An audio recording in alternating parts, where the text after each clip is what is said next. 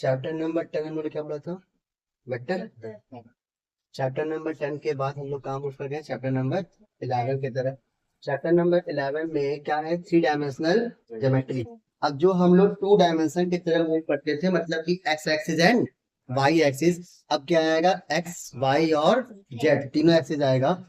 तो सिमिलरली पहले यहाँ देखिए, अगर एक कार्टेशियन प्लेन बनाया जाए जो कि 3 डायमेंशन का होगा, तो एक्स वाई एंड जेड, ठीक है।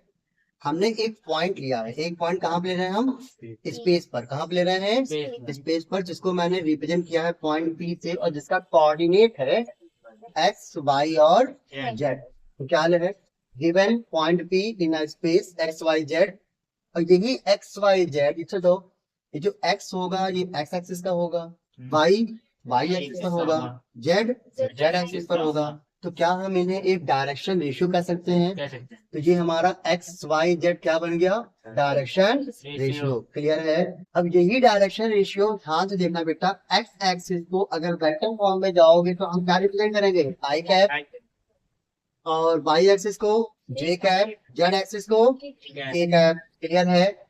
तो अगर यहाँ पे देखा जाए डायरेक्शन रेशियो जो एक्स वाई जेड था, अगर उसे आई जे के कैप में लाया जाए तो क्या बन जाएगा? एक वेक्टर बन जाएगा। क्या बन जाएगा? एक वेक्टर बन जाएगा, और फिर वो बन जाएगा पोजीशन वेक्टर। क्या बन जाएगा? ये पोजीशन वेक्टर। तो क्या लग जाएगा? X I cap plus Y J cap plus Z. Doesn't matter कि एक्स और वाई या जेड निगेटिव रहा हो या पॉजिटिव रहा हो।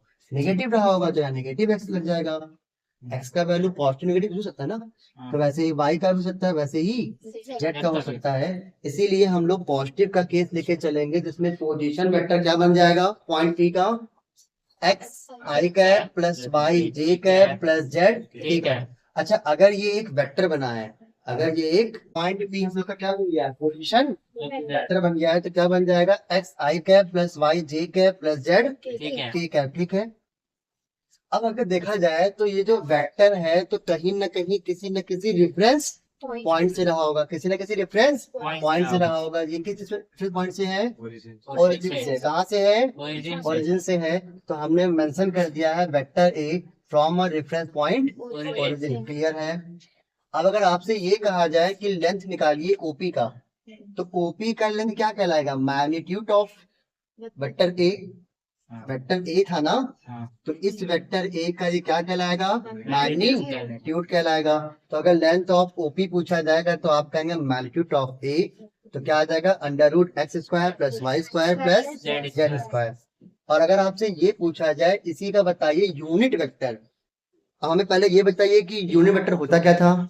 एक ऐसा वेक्टर जिसका मैग्नीट्यूड क्या हो? 1 हो, जिसका मैग्नीट्यूड 1 हो। तो ऐसे वेक्टर को हम लोग क्या कहते थे? यूनिट वेक्टर, जिसको हम लोग डिनोट करते किससे? ए कैप से। तो क्या आ जाएगा? Vector A upon magnitude of A. Vector A क्या था? X I cap plus Y J cap plus Z K cap.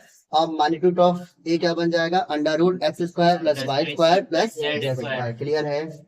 अब अगर इन्हीं के वैल्यूज को अलग अलग कर दिया जाए, इन्हीं यूनिट वेक्टर के वैल्यूज को अगर अलग अलग कर दिया जाए तो वो क्या बन जाता है? Direction cosine. तो अगर वैल्यूज की बात करेंगे तो वैल्यूज मतलब क्या हो जाएगा? Direction ratio. तो डायरेक्शन कोसाइन क्या कहलाएगा? Direction ratio of unit vector. Clear है? Direction ratio of unit vector. तो डायरेक्शन रेशियो हमारा क्या बन जाता है? बताओ। तो डायरेक्शन कोसाइन हमारा क्या बन जाएगा? X upon under root X square plus Y square plus Z square. Similarly Y वाला Y upon under root X square plus Y square plus Z square. And Z क्या क्या बन जाएगा? Z upon under root X square plus Y square plus Z square. अच्छा ये बताओ, ये value बड़ा होगा कि ये वैल्यू बड़ा होगा? डिनोमिनेटर बड़ा होगा ना, मतलब ओवरऑल वैल्यू 1 से छोटा मिलेगा। ये भी 1 से छोटा मिलेगा, ये भी 1 से छोटा रहेगा, ये भी 1 से स्मॉल ही छोटा ही है ना। ठीक है, अगर देखा जाए तो ये कहाँ जाएगा? ये जा रहा है एक्स एक्सिस से, ये होगा वाई एक्सिस से, ये होगा जेड एक्सिस से। तो यही इसी को हम किसे ड्रॉ करेंगे? एल से, एम से, एन से। ठीक है, एल से, एम से और एन से। अगर देखा जाए तो ये मेरा बन जाएगा बेस एक्स। ये क्या बन जाएगा? बेस। और ये क्या था? हाइपोटेनिस। तो बेस और हाइपोटेनस किस में आता है, कॉस में आता है, तो इसीलिए ये क्या बन जाएगा, cos alpha, cos beta, cos gamma. अच्छा ये अल्फा है तो आप अल्फा कहाँ से ले रहे हो, फ्रॉम एक्स एक्सिस से, तभी तो ये बेस बनेगा। और अगर यहाँ पे आप बीटा ले रहे हो तो बीटा कहाँ से ले रहे हो, फ्रॉम वाई एक्सिस से, तभी ये बेस बनेगा। और अगर आप गामा ले रहे हो तो गामा कहाँ से आ रहा है, फ्रॉम जेड एक्सिस से, तभी ये क्या बनेगा, बेस बनेगा। क्लियर है, यहाँ तक कोई डाउट किसी को? तो अगर हम एल एम एन अगर तीनों का स्क्वायर कर दें, एल एम एन अगर तीनों का स्क्वायर करने पर सम करें तो क्या ऑब्टेन होगा, तो अगर इनका स्क्वायर करेंगे तो ये क्या बन जाएगा, एक्स स्क्वायर, और यहाँ से रूट हट जाएगा। सिमिलरली यहाँ पर वाई स्क्वायर कर देगा, जेड स्क्वायर हट जाएगा, रूट। क्लियर है। और अगर तीनों को ऐड करते हो, तीनों को ऐड करते हो तो फिलहाल ये क्या था, L square M square N square, तीनों को ऐड करोगे तो डिनोमिनेटर सेम है, तो न्यूमरेटर एज सेम ऐसे ऐड हो जाएगा। तो X square plus Y square plus Z square, upon में भी X square plus Y square plus Z square, दोनों करके क्या आ जाएगा, 1। क्लियर है। तो यहाँ पे एल एम एन का वैल्यू भी हम लोग पुट कर सकते हैं। अगर देखा जाए तो ये हमारा क्या बन जाएगा, L square M square N square, दोनों को सम करने पे सॉल्व करने क्या आ जाएगा, 1 आ जाएगा। एल हमारा क्या है, एल हमारा क्या था, कॉस अल्फा, अल्फा कहाँ से था, फ्रॉम एक्स एक्सिस से, तो ये क्या बन जाएगा, cos square alpha cos square beta cos square gamma equal to 1, जहाँ पे अल्फा बीटा गामा क्या है, angle from X Y Z axis respectively. Clear है, कोई दिक्कत इसमें? अब जो आपका एक्सरसाइज 11.1 है, एक्सरसाइज 11.1 में वो आपसे यही पूछेगा कि डायरेक्शन कोसाइन बताओ, कि direction ratio of unit vector बताओ। क्लियर है। तो आपको कुछ नहीं याद करना है, बस केवल ये याद करना है, डायरेक्ट लगाएंगे हम इतना लंबा प्रोसेस अप्लाई नहीं करेंगे, ये लगाएंगे ये लगाएंगे ये लगाएंगे, कि आपसे कभी कभी वो एमसीक्यूज में से तीनों में से एक पूछ सकता है, तीनों में से एक मतलब कहेगा only for Z axis, only for Y axis, तो वाई एक्सिस कहेगा तो फिर वाई लगाएंगे। क्या करना है इतना बड़ा खड़ा कर बखेड़ा। क्लियर है, ठीक है। आइए मूव करते हैं एक्सरसाइज 11.1। देखो हेडिंग ये है, equation of line in space. अगर स्पेस का बात हो गया तो वो कहाँ चला गया, 3 डायमेंशन। ठीक है, बस 3 डायमेंशन में जाने से पहले हम 2 डायमेंशन है, पहले उसे एक बार फिर से पढ़ लेते हैं। तो 2 डायमेंशन में आपको पता है, 2 डायमेंशन में आप लोग जानते थे कि ये एक लाइन है, लाइन के कम से कम 2 पॉइंट हैं, x1 y1 x2 y2, और ये इसका स्लोप है m। ठीक है, तो पहले हम स्लोप के बारे में जान रहे थे। स्लोप इक्वल टू होता था m इक्वल टू होता था tan थीटा, और tan इक्वल टू होता था y2 minus y1 upon x2 minus x1। सही है सर। अब हम अगर इस लाइन को, अगर इस लाइन का अगर हम इक्वेशन निकालना चाहें, लाइन का equation,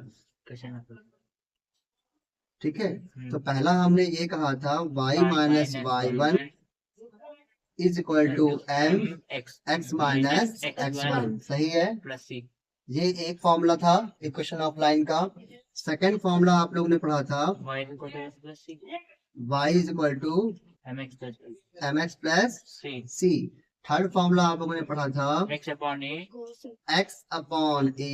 plus y upon b equal to 1। Clear है। इस वाले केस में मुझे गिवन होता था पॉइंट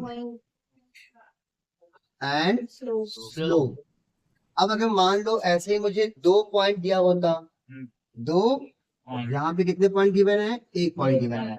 मान लो अगर हमें ऐसे 2 पॉइंट गिवन होता और स्लोप नहीं गिवन होता, तो पहले हम क्या करते, दोनों पॉइंट का हेल्प लेकर के क्या निकालते, स्लोप फाइंड करते। दोनों पॉइंट का हेल्प लेके क्या फाइंड करते, स्लोप फाइंड करते, और फिर स्लोप फाइंड करने के बाद एक पॉइंट का हेल्प लेकर के इक्वेशन ऑफ लाइन फाइंड कर सकते थे। क्लियर है।